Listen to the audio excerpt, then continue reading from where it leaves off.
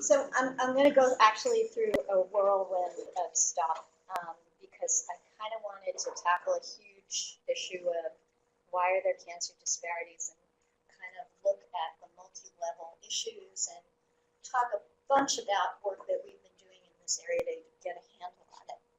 So, and the page down doesn't work. I got to use this thing and I have to unmute it, right? Oh, I unmuted it. Oh, you did? Oh, cool. Should, It should.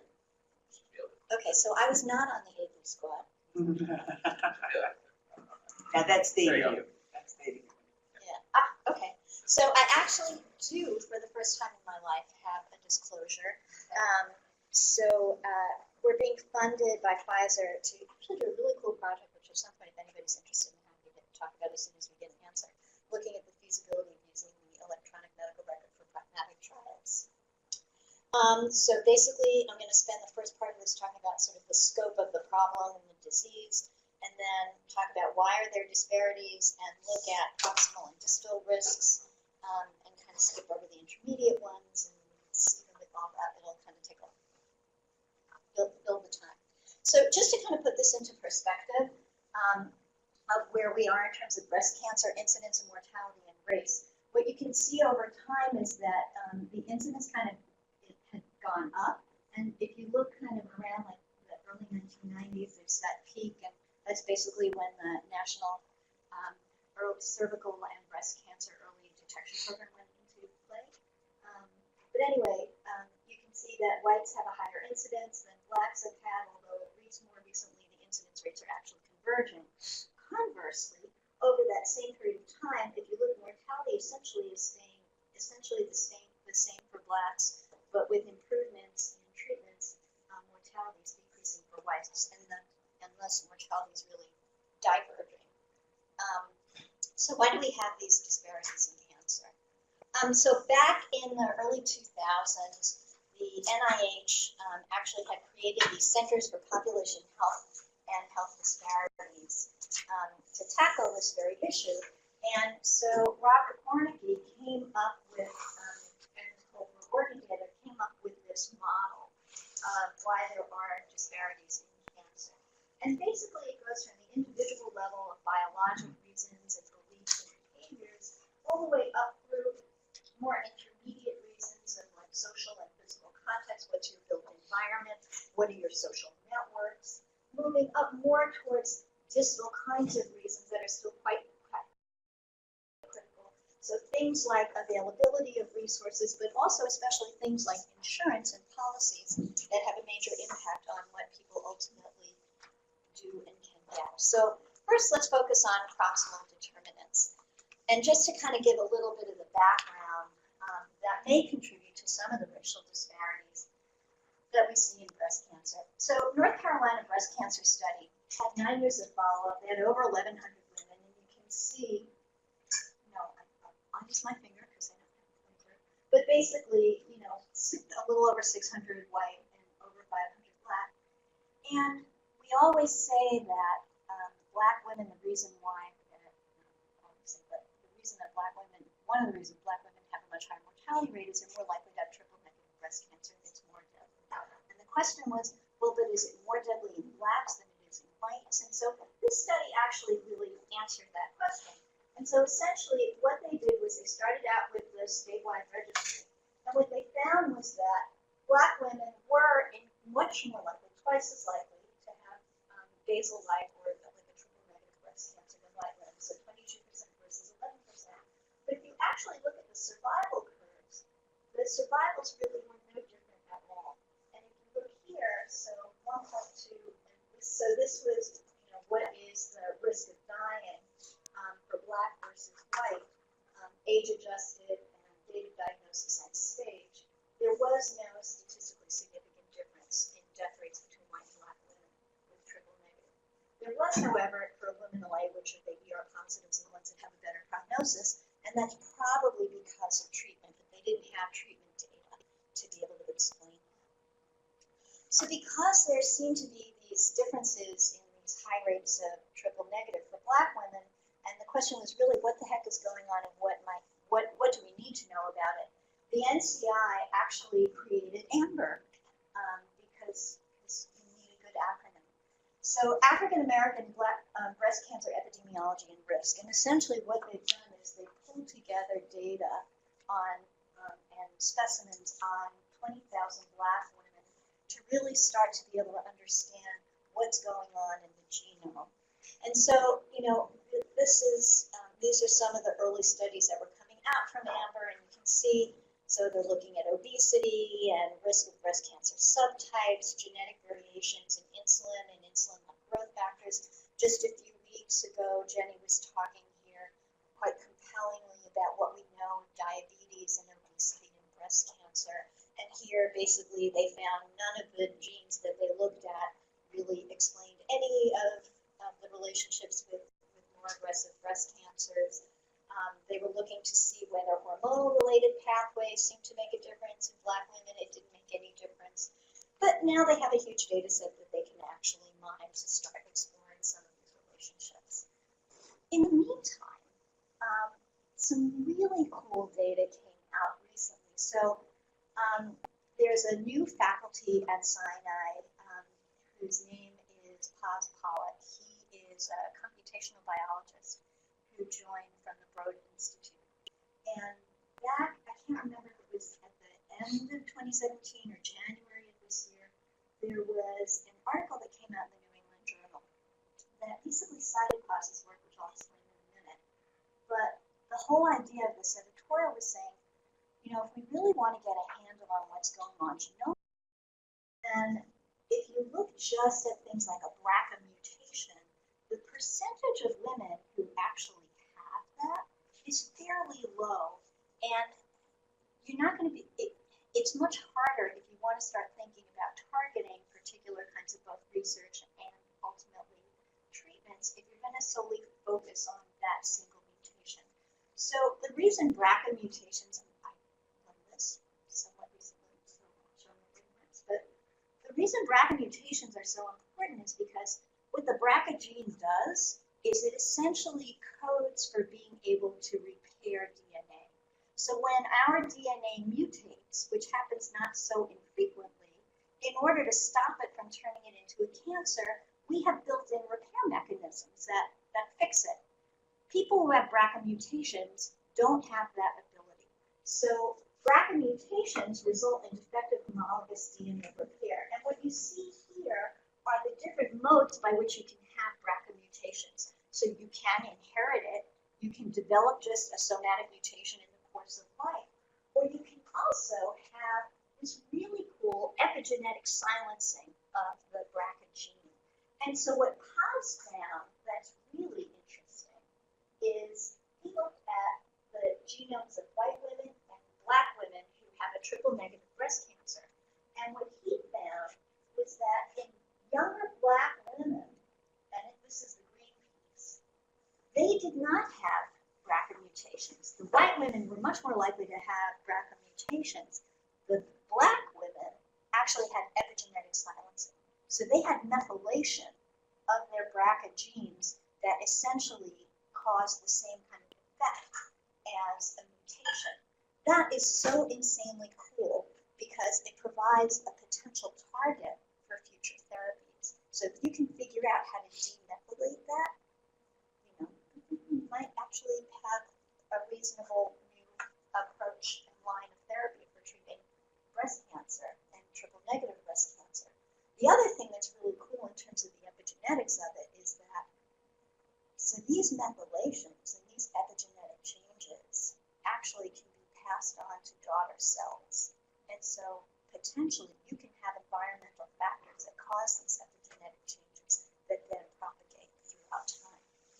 So really, really interesting stuff. And I'm hoping we actually had put in a grant, God knows if we'll get it, to look at whether or not there's a relationship between black women and white women with breast cancer, obesity, and its relationship to some of these epigenetic changes, since a bunch in terms of diabetes, a lot of the metabolic dysregulations are related to methylated problems and epigenetics.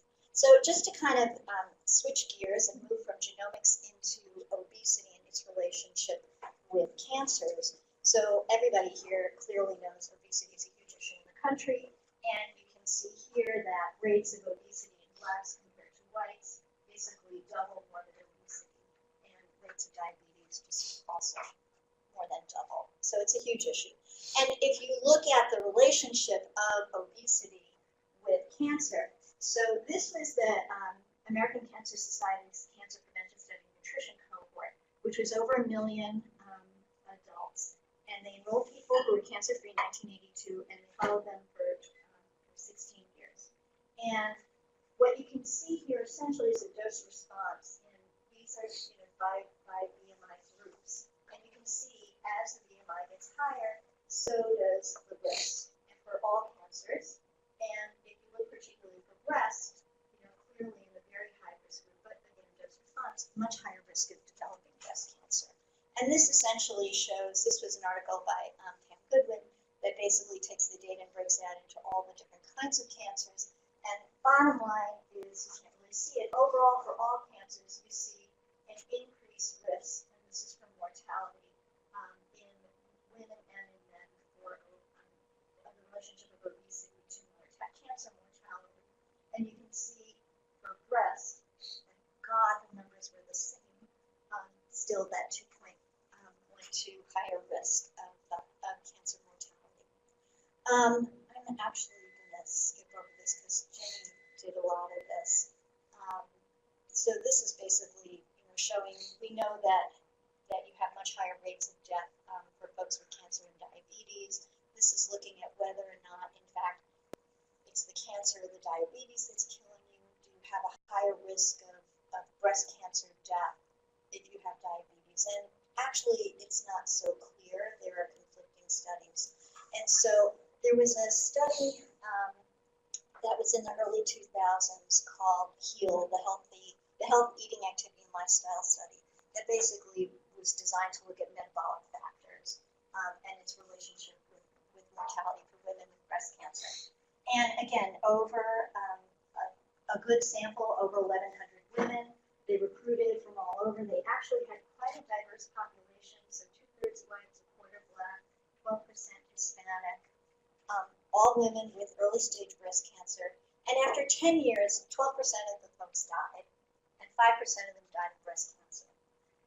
So, and they looked at the relationship of HOMA, which is the measure of insulin resistance, and insulin C-peptide with mortality, and found, in fact, that folks who had a higher HOMA score were much more likely to die of their breast cancer than folks with lower scores.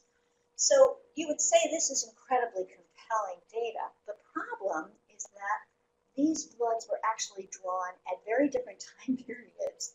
They were not fasting, and so we actually don't even know what they were measuring because it's not actually indicative of what their insulin resistance, their actual insulin resistance levels. So just to quickly review kind of why or even how this might make a difference in terms of cancer. So if you look here, what you can see, and this is from Derek Leroy's group. So Derek was head of endocrine here and is an amazing researcher in the area of metabolics and cancer.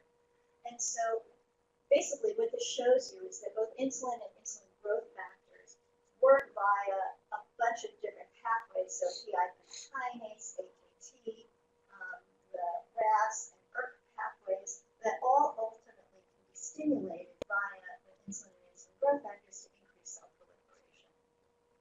I stuffed this up here because I always wondered why. So metformin is, everybody kind of wants to put it in the water now to use it both not just for obesity and diabetes, but also as an adjuvant treatment for breast cancer. And so the potential way that it might function is it activates the AMP kinase, which inactivates the mTOR, so it can decrease protein production and cell proliferation. So anyway, that was kind of also was really cool that I had never known about was, so insulin actually has a couple different receptors. So there's an insulin A receptor and an insulin B receptor. So the insulin A receptor actually triggers mitogenic signaling and can lead to the cell proliferation. So insulin in fetal life actually stimulates cell proliferation, whereas the insulin B1 is the metabolic signaling piece. So Anyway, all that background information gets to kind of what Derek was doing, which was really cool and why we partnered. So Derek basically created these insulin-resistant mice. And what he did was he injected, and he had wild-type mice, and he injected the insulin-resistant mice with breast cancer. And what he found was that, in fact, the insulin-resistant mice, the tumors grew faster, they grew bigger, and they spread more, which was really incredibly compelling. Not only that, when he reversed the hyperinsulinemia, it reduced the tumor growth to normal levels, equivalent to what was in the wild-type mice. So if this works in mice, what does it do in humans? So we have no idea. And so we partnered, and along with Emily Gallagher, have been looking to see what is the relationship of insulin resistance with aggressiveness of breast cancer. And what is it in Black women and white women? Because Black women have much higher rates of obesity and insulin resistance. Might that be a potential explanation for the worst outcomes that they experience with breast cancer? So anyway, this is our study design, and kind of where are we? So this slide is a little bit old. We actually are now up to 835 women.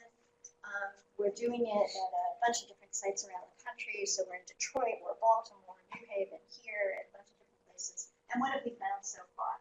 So basically, actually a little bit surprising, not a significant difference between triple negatives between Blacks and whites, but you do see obesity rates are different, insulin resistance is different, and the Nottingham Prognostic Indicator Index is actually our measure of aggressiveness of breast cancer that takes into account the size of the tumor, the nodes, and the histology, the grade differentiation. And we also are looking at the improved NPI, which includes receptor status as well. The cool thing so far at this point in the study was we know there is a relationship between Black race and prognosis, breast cancer prognosis. And we know there's a relationship between Black race and insulin resistance. What we're also finding is that there is a small mediating effect of race with insulin resistance on breast cancer prognosis, on the NPI, which actually kind of supports our hypothesis. But it remains to be seen kind of how it will play out with the fuller sample. Our goal is 1,286 women. So that's the biology stuff. I'm going to move on to, still within individual risk factors, looking at, at beliefs and behaviors and practices. So Jenny Lynn, our very own, has been looking in the Insulin Project at the issue of weight perception. And essentially what she found, and hopefully we'll do this on a bigger sample, kind of not, so she looked at under-perceivers versus over-perceivers. So under-perceivers are those folks who actually are heavier, but they don't view themselves as being heavy, as opposed to over-perceivers who are actually a normal weight but view themselves, or underweight, but view themselves as being heavy. And what she found was that Blacks were much more likely to perceive themselves as, to be heavier and perceive themselves as a normal weight, whereas whites always basically thought they were fatter. And what you see here in terms of who's perceiving what, so Blacks were much more likely to underperceive their weights than whites. Why is this even a question or an issue? If, in fact, obesity ends up being an important and potentially modifiable risk factor for breast cancer aggressiveness, this may pose a challenge in terms of trying to get folks to lose weight if they don't view themselves as having to need to lose weight. So other kinds of beliefs and how they may affect treatment. So we had done a study, I forget what hospitals we did it in already, but basically we asked women with a recently surgically treated breast cancer, early stage, so 1 through 3A, their knowledge, attitudes, and beliefs about different treatments. And essentially what we found was that people's knowledge and beliefs actually really did affect the likelihood of their getting treated. And so if women view the risk of getting treatment as much more harmful than treatments, they were less likely to get it. And in fact, that's what we found. And we also found that medical mistrust was a huge issue. So while patients all trusted their docs, they didn't trust the system. And when they didn't trust the system, they were much less likely to get treated. There was a surgeon who was over at Memorial who was also really interested in understanding what impacted the likelihood of now once you've gotten treated, or at least started it, what affects your likelihood of finishing your treatment. And what she found was that actually being Black and having poor body image were associated with not completing your chemotherapy. So let's move on to sort of the skip from the proximal determinants and move on to the distal ones. Everybody in this room knows about social determinants of health. And I just wanted to point out, especially because we're essentially in East Harlem, we know this. So Blacks and Hispanics, much higher rates of poverty. These are national stats, but this is way higher. Actually, it's around 35%, I think, for East Harlem. And percent uninsured, much higher in the Hispanic population, undocumented.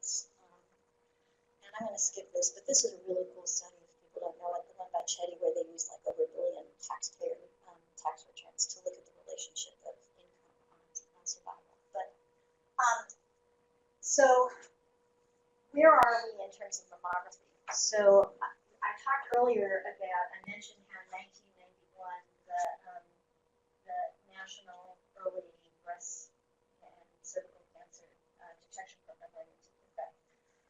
And so here you can really see the marked rise in mammography screening rates as that program took hold. And you can see also that essentially the racial disparity in rates of mammography screening have been eliminated. Still need to work, have some work to do in the Hispanic population. So why was there the change in screening rates? So the National Breast and Cervical Early Detection Program went into effect.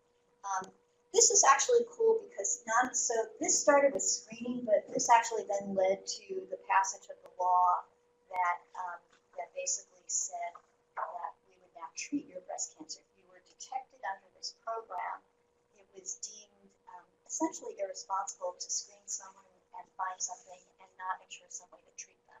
And so following the detection program came the ability to apply medicine to ensure treatment for women who were detected through this program. So around this time, Hal Freeman, who was the head of surgery up at Harlem, had instituted a patient navigation program back in the late 80s, early 90s, and essentially found that by doing so, he was really just annoyed at how many late-stage cancers were coming up. And so he created this navigator program and found that he markedly reduced late-stage cancers that were coming in, and it improved survival. And so in doing that, it's a fairly cheap way to improve patient outcomes. So he then went from Harlem Hospital to the NCI and headed up their disparities program.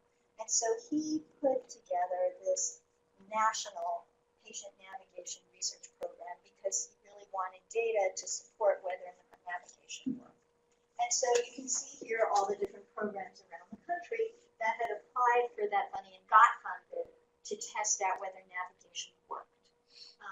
At that same time here, we were looking at whether patient assistance programs would work.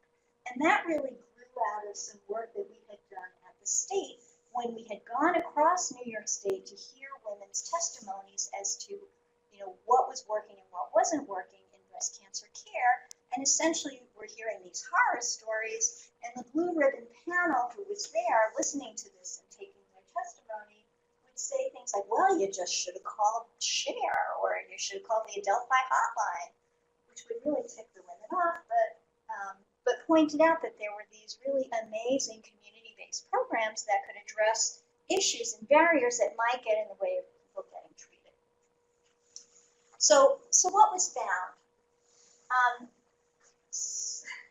So these are the different sites that participated in the patient navigation research program, and they were really quite variable. And there's some heterogeneity in the populations and how they actually identified who the patients were who were going to be navigated. And you can see wildly different rates.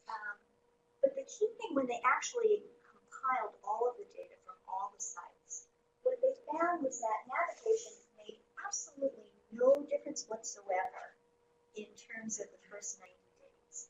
And so this was all focused on if you have an abnormal screen of really getting ultimately a diagnosis of either, you have cancer or you don't. And so those places that had their acts together and could get women through the system quickly, and actually it wasn't just women, this is colon cancer in here as well. So it's mostly focused on breast, cervical, there's a bunch of colon and a little bit of prostate. So places that had their acts together, navigation really didn't make any difference whatsoever. But the places that really took way longer, so 91 to 365 days to resolve an abnormal, those were the places that actually did benefit from navigation. So that was the effect on screening. What about on treatment? So if you look at treatment, so again, Rochester and Denver were the only two sites in the National Patient Navigation Research that focused on treatment. 100%. Everybody got treated. Remarkable. Just absolutely remarkable. Intervention and control. At our navigation program, at our patient assistance program also, over 90%. Everybody was getting treated, regardless, intervention control. All of them, really high rates. It looks like we're doing an amazing job, and this is not a problem. But then, when you look at SEER Medicare rates, again, different population in terms of age, but the rates are markedly different. So some of this likely has to do with access and insurance, and why are they so different between what we found and what is actually found in SEER Medicare? I think people who enroll in clinical trials are actually very, very different from people who do not enroll in clinical trials. So if you look at these rates, why are we seeing such disparities in treatment rates? So there are a bunch of different reasons. So Nancy Keating published this I just thought was a really cool, I kind of look at it this way.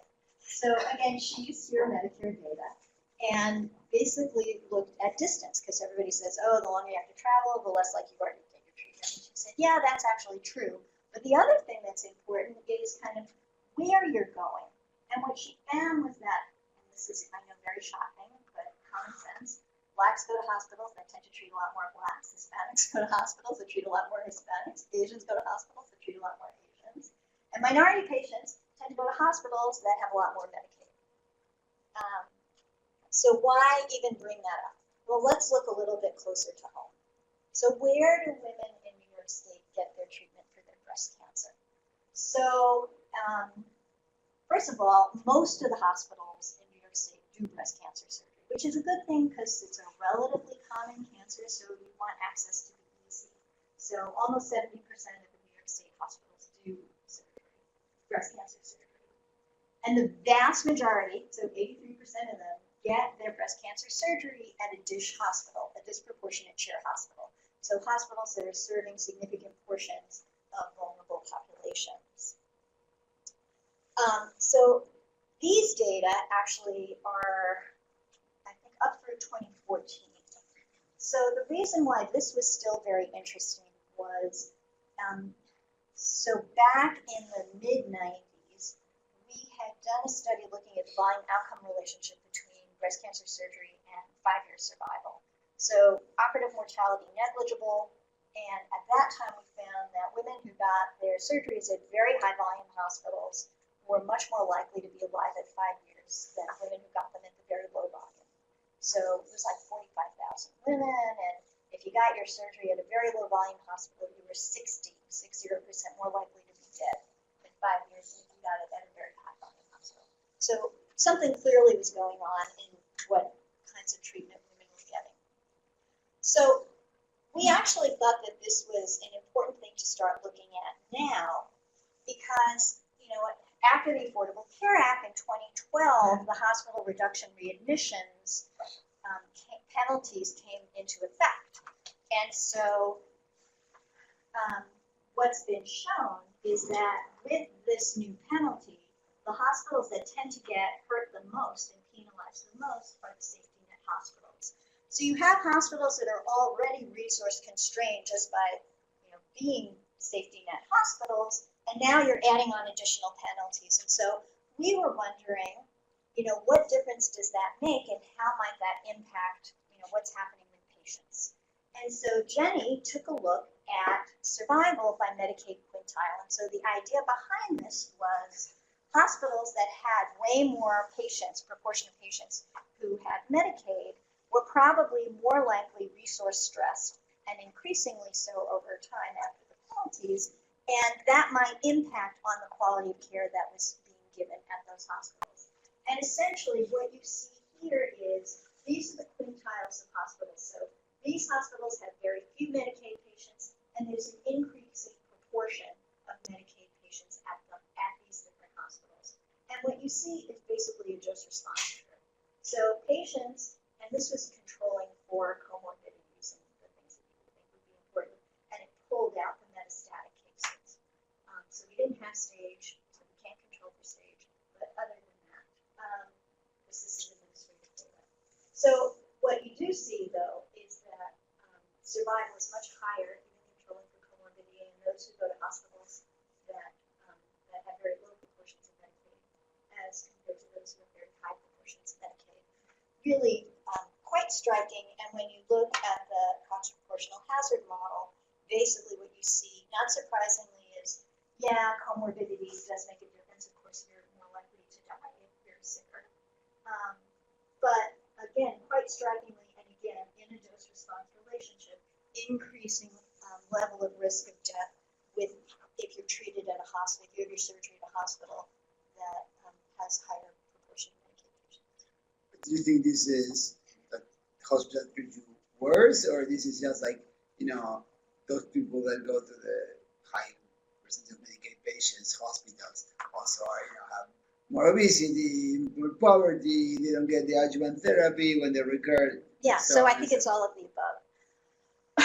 We couldn't tease out the treatment from this data, but we know that the treatments from all the other SEER Medicare, you saw those data before, are different between whites and blacks. And, that was folks who actually had Medicare, so a little bit ahead of the game. So I think it's a combination. So we controlled for comorbidity as best we could. Do I think it's perfect? Absolutely not. Do I think it's suggestive? Yeah. So what's really going on in safety net hospitals that we might be able to start looking at, that we might be able to do something about? And so safety net hospitals care for patients regardless of their ability to pay. These are the Tisch hospitals, or at least they're some of the Tisch hospitals, caring for vulnerable populations.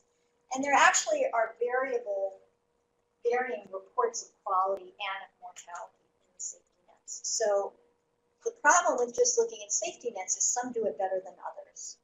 And the question is, how are they doing that? Because if we can figure out how they're doing it, and they're all resource constrained, maybe there's a way to show other hospitals how to do it who are also resource constrained. So what did we do? So Interact, which is implementing a tracking and feedback registry to allay cancer therapy disparities, was a randomized trial of safety net hospitals around the city to test out. The initial aims were really to test out a tracking and feedback tool that we had to close referral loops. And so this was based on work that we've done before, where we came up with the 3 buckets of reasons for underuse of either the doc didn't actually recommend treatment because they thought the risks were greater than the benefits. The doc recommended treatment, but the patients refused. And these were all a third, and a third. Or the doc recommended treatment, patients didn't refuse, and the care never happened. And when we talked with the patients and we talked with the docs said, gee, I referred them. I had no idea they didn't get treated. If I knew, I would have done something. And so we said, okay, we'll find out, and we'll let you know. And so we created a tracking and feedback tool. And so what we did was we found out after these women had their surgery, if they had an appointment with oncology, whether they showed up, and fed that back to the surgeon. And basically when we did that in a pre-post design, it eliminated the disparity. And when the editorial came out about that and it said, fine and dandy, but we won't believe you till you do it in a randomized trial, we said, all right, so we'll do it in a randomized trial. But not wanting to be bored doing it the same thing over again, we actually did it as an implementation study to really understand what does it take to not just come up with an intervention, but really embed it within work as usual so that it can be sustained beyond the grant funding cycle. So anyway, to get back to this, because I'll talk about that in a second. So we also wanted to look at what were the organizational factors of these different safety net hospitals that really made a difference and made it possible for women to get really good quality cancer care, defining that as basically getting treatments that we know improve survival. So we actually recruited 11 hospitals, but 2 of them completely revamped the way they delivered their breast cancer care. So this focuses on the 9 hospitals. We abstracted inpatient and outpatient records for our pre-intervention sample to understand what their baseline levels of underuse were. We defined underuse, which essentially is what everybody knows. You need to get radiation therapy after a lumpectomy, or if you had a mastectomy and have greater 4 or greater positive nodes. If you have a tumor that's a centimeter or bigger and you're hormone receptor positive, you should get hormonal treatment. If it's hormone receptor negative, you should get chemotherapy. If you don't get that, you have underuse. Unless you are really sick from other things and have a poor prognosis and you're going to die anyway, so they're not going to treat you. So we pulled those out, those clinical exceptions out from the get-go. And then we interviewed key informants. And so we had the site PIs basically identify who are the critical people that we need to talk to really understand how does breast cancer care happen at your institution? How does care get coordinated? And how does change happen? So we could really get a picture of what works and what doesn't in each place. And then we analyzed the interviews. We analyzed them in the typical qualitative way, but then we reanalyzed them in a way that's called qualitative comparative analysis, which actually comes from political science that is a way of really assessing causal complexity. And it's a really cool method. And then we did hierarchical models and looked at the relationship of organizational factors and risk of underuse.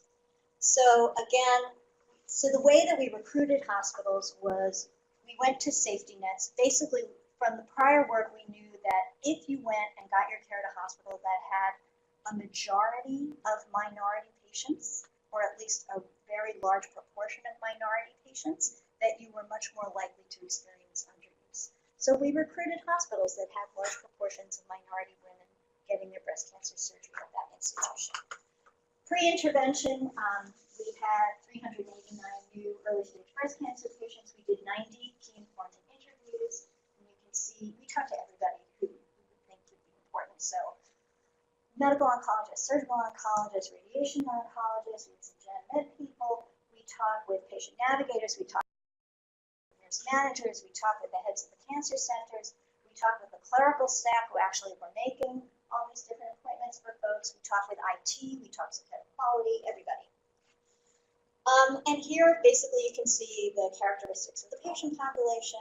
And so here you see what the rates of underuse are. So these are all safety net hospitals. And what's insanely striking about this is that you see that they go from 7.7%, which is incredibly low. So less than 8% of women aren't getting adjuvant treatments, up to 29%.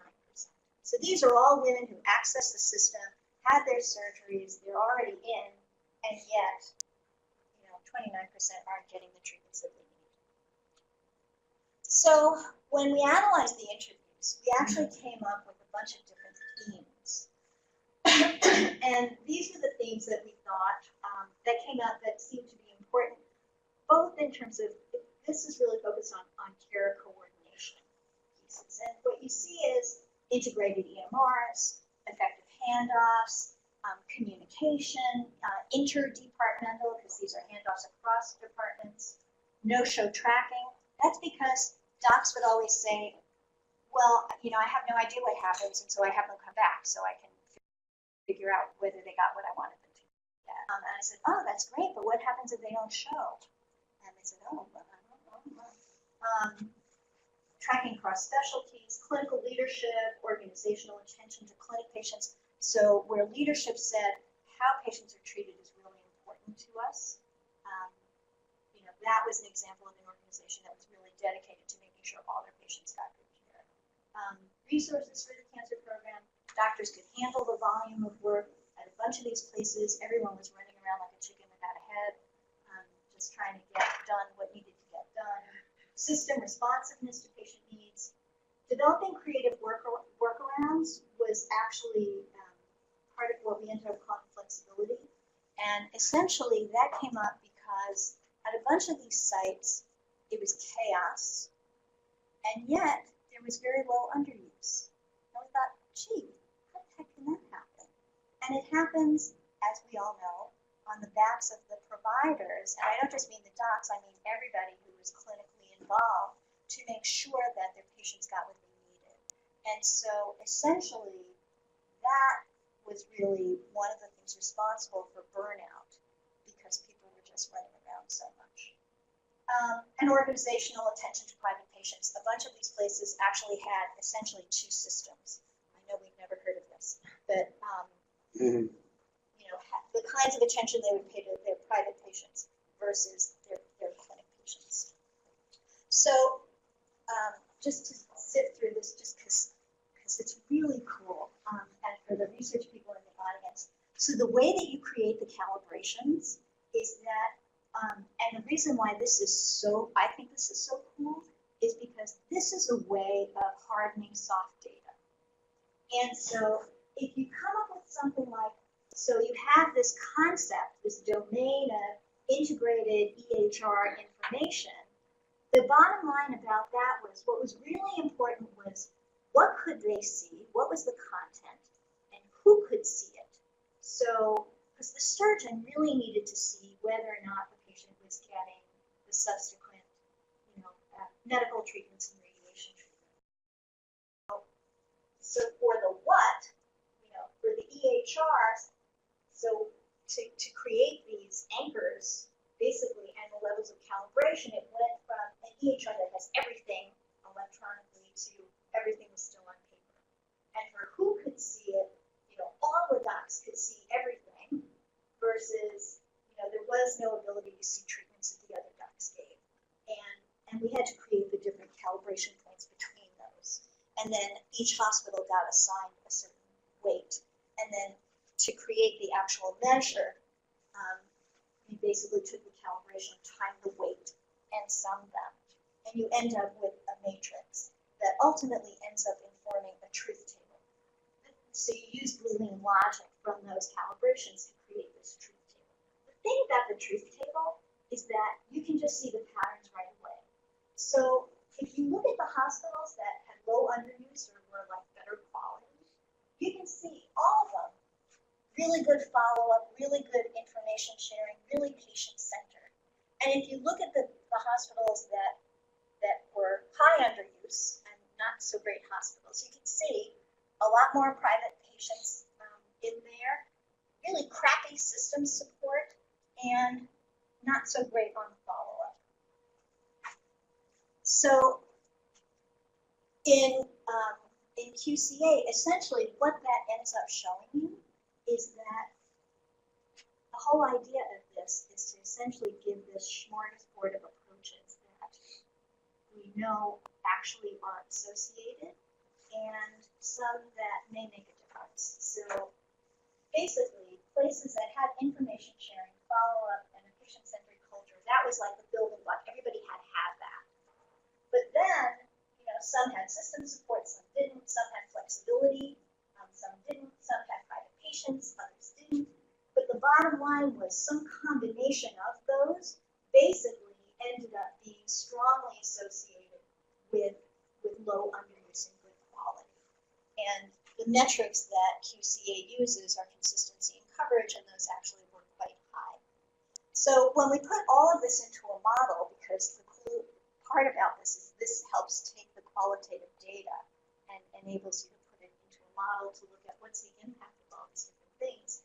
So we were trying to predict underuse, and basically what you find here is age didn't matter, comorbidity didn't matter, having Medicaid didn't matter because they're all safety nets, stage didn't matter. The only thing that really mattered in terms of the likelihood of getting all the treatments that we needed was having a program that had strong follow-up.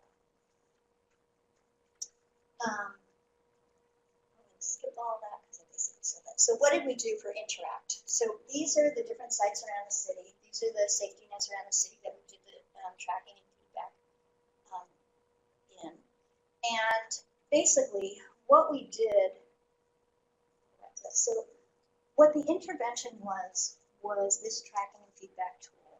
And essentially what we did was we had each of the site PIs at these different hospitals identify a point person. And that point person would have to, we created a rapid case ascertainment system at each of these hospitals. So we got path reports every week from these different hospitals of all of their breast cancer cases. So we could identify who was the woman who just had who was eligible, had her breast cancer surgery. And we would call and consent them. And when we would consent them, we would ask them, are you going to see another cancer doctor? If so, who and when? And we would enter that into the tool. And this was now a web-based tool. So, because all these hospitals, they're not affiliated, they're all on different systems, different EMRs. So all of them would be able to access this tool. They all were trained in how to use the tool, and those who were in the intervention group, because we randomized hospitals because we were worried about contamination. So those who were in the intervention hospital, the site point person basically was told, all right, actually the tool would trigger them to look up the day after that visit with the oncologist should have happened to see whether the patient showed up. And then to send that information both via calling and hard copy, and there was a button to press so it automatically produced the letter. Just want to let you know, Miss So-and-so, just on so-and-so, or just want to let you know, Miss So-and-so did not show up. Here, go do something. And then they would check back for those who hadn't shown up a week later with the surgeon's office to see, did the patient show up? What happened? Why didn't something happen? And that would happen for a total of 3 times. We did it at 3 because we figured if it was just a system failure that the docs didn't know that the patient connected, basically being in your face 3 times should be enough of a nudge to get something to happen. And if it was more than that, something else was likely going on and this intervention would not be effective. So here's where the problems started to happen. So first of all, pre-intervention, you can see that in fact we had a significant number of Black patients that changed. And that's because one of the hospitals was in such disrepair it actually closed in the midst of this. The hospital that had really high volume and a lot of Black women who had commercial insurance gone. And so you can see here that in fact our commercial insurance plummeted pre and post intervention. So our samples were actually not quite even to begin with. So to cut to the chase, here's what happened and what we found. So this is the actual trial itself. First of all, the key thing in here was, while we initially had over 1,000 breast cancer cases that happened at these different hospitals, there was a lot of reorganization of services. And so just right off the bat, 30% of the women had already connected with the oncologist by the time we got their path reports. So they're not eligible because they don't need this. And then, for a variety of other reasons, we end up with 475 who were eligible. We had the third refusal rate, which we expected. We ended up with just 191 women. Way too small. NCI actually stopped recruitment early because we just weren't getting enough patients. So there was no ability to have power to show anything. Spoiler alert. So what ended up happening? If you look at the randomized trial results, you can see that the intervention sites had a 9% rate of underuse, and the control sites had an 11% rate of underuse, and there was absolutely no difference whatsoever. So the intervention did not have an impact. However, that's not the whole story, because if you look at the pre-intervention, these sites were not equivalent in their rates of underuse. And so pre-intervention, intervention sites had a 28% rate of underuse versus 15% in the control group. And so what you see actually in the intervention sites, pre and post, there's a huge drop from 28% to 9%, while the control sites went from 15 to 11%. So while the intervention was essentially not significant, there's actually very compelling information in here that something did happen. So what happened? So we tried like hell to figure out a way to show a positive result, but it didn't work. But this is the closest that we could get, which was the key thing that really matters is whether or not you have a strong follow-up and tracking system in place. And just like they found in the patient navigation studies, where if you were doing it right to begin with, the trial was negative, it didn't make a difference. That's essentially what we were finding as well. The places that were doing it right kept doing it right. The places that didn't seem to really get some benefit, but we couldn't prove it statistically. So we looked at the time periods and follow-up and tracking, and that's basically what we found to be important in all of this work. We also did post-intervention interviews to understand kind of how the intervention worked at these different places, and basically found I never had to actually follow up no-show patients for the tool to feel meaningful. Maybe if I was in a center with worse compliance, it would be really essential. And another person at another site said, I definitely think it's a great tool. Something that's lacking here is a tracking system. Everything we do is manual, and that's always been a concern of mine from the start. So then to publish was another fun task because negative trials are very challenging. And so actually we published this as a cautionary tale for implementation research because there were some important lessons learned in all of this. So one of them that I had no idea of is I could actually change sites. But anyway, so the first one is, make sure that you have ample clusters within your trials and that they're actually evenly distributed. But one of the key ones is be quick to move to plan B when your original study sites change or lack an improvement. And then the other thing, the thing that I think actually saved all of this was we actually measured essentially all the confounding contextual factors so that at least we could create a story to understand what worked and what didn't work in this entire undertaking. So the bottom line about all of this is there are lots of different reasons for disparities in breast cancer and in all cancers, and lots of opportunities across the proximal, intermediate, and distal causes of them to intervene to really make a difference. Thank you.